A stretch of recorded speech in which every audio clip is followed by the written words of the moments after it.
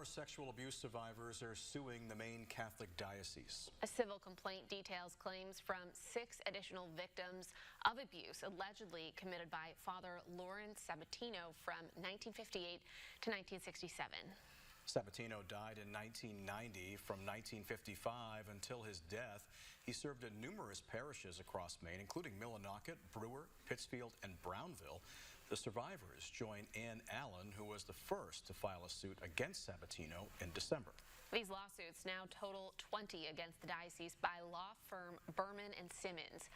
They say the diocese failed to warn parishioners and their families about the sexual abuse allegations against the priest.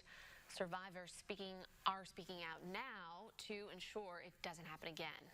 I never thought this affected my life, but it affected everything in my life. I'm 70 years old and I'm finally realizing and putting the pieces together. It's so great to be with all of these brave women because I don't feel alone anymore, and I hope they don't either.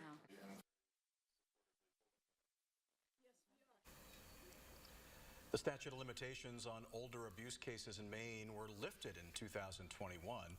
Berman and Simmons said prior to that ruling, these survivors had no legal path to hold the church and clergy accountable or to seek justice. Reports are the diocese plans to appeal to the Supreme Court on the decision to lift the statute of limitations.